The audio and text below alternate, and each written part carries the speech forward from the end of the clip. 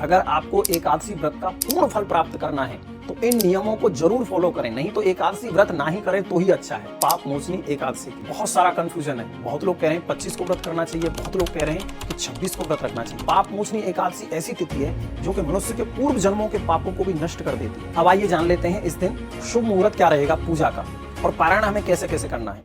राधे राधे, जय श्री कृष्णा। आज हम बात करेंगे पाप मोचनी एकादशी की, क्योंकि बहुत सारा कन्फ्यूजन है। बहुत लोग कह रहे हैं 25 को व्रत करना चाहिए, बहुत लोग कह रहे हैं कि 26 को व्रत रखना चाहिए। लेकिन हमें किसी की बात नहीं सुननी, जो भगवान ने कहा है और शास्त्रों में जो लिखा है उस नियम की हम बात करेंगे और उसी के अनुसार हमें व्रत करना भी चाहिए। पाप मोचनी एकादशी ऐसी तिथि है जो कि मनुष्य के पूर्व जन्मों के पापों को भी नष्ट कर देती है और इस बार एकादशी तिथि 25 मार्च को आ रही है। लेकिन हम इस एकादशी का व्रत 25 को नहीं 26 को करेंगे, क्योंकि इसका कारण ये है कि इस बार व्यंजुली महाद्वादशी आ रही है, यानी एक ऐसा संयोग जब कोई एकादशी तिथि द्वादशी तिथि तक विस्तारित नहीं हो, लेकिन द्वादशी तिथि त्रयोदशी तक विस्तारित होती है और ये महाद्वादशी असंख्य पापों के प्रभाव को नष्ट करने वाली मानी गई है। भगवान नारायण स्वयं कहते हैं यदि एक क्षण के लिए भी द्वादशी त्रयोदशी में सम्मिलित होती है तो व्यक्ति को एकादशी तिथि के पूर्ण व्रत को त्याग देना चाहिए और द्वादशी के दिन ही व्रत रखना चाहिए। कौन कह रहा है? स्वयं भगवान नारायण। इसलिए हमें ज़्यादा कंफ्यूजन में ना रह के द्वादशी यानी 26 तारीख को ही हमें ये व्रत करना चाहिए। इस दिन जो पूजा होगी वो दोपहर 12 बजे से पहले ही कर लेनी चाहिए और अगले दिन पारण का जो समय रहेगा सुबह 6:22 से 10:29 तक। अब आइए जान लेते हैं इस दिन शुभ मुहूर्त क्या रहेगा पूजा का और पारायण हमें कैसे कैसे करना है।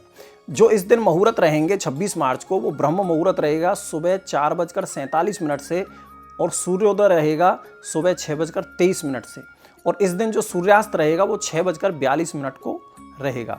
प्रातःकाल जो पूजा का शुभ समय है, जो हमें व्रत की पूजा करनी है भगवान की, वो सुबह 4:47 से सुबह 6:18 तक है।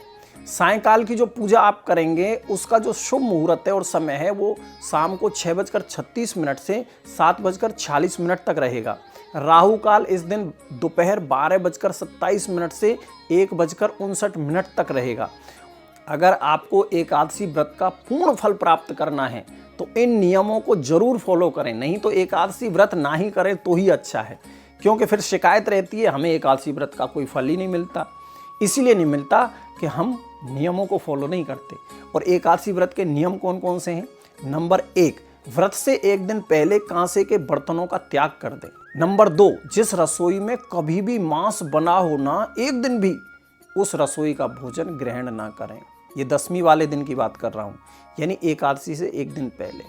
नंबर 3, मसूर की दाल 10वीं वाले दिन से ही छोड़ देनी है। चना की दाल ये भी नहीं स्पर्श करनी। शहद, दूसरों का दिया हुआ आटा या अन्न उसको भी ग्रहण ना करें।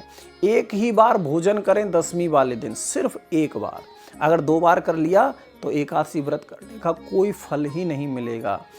एकादशी के व्रत में जुआ ना खेलें, कोई गेम ना खेलें, मोबाइल पर भी गेम ना खेलें, ताश ना खेलें।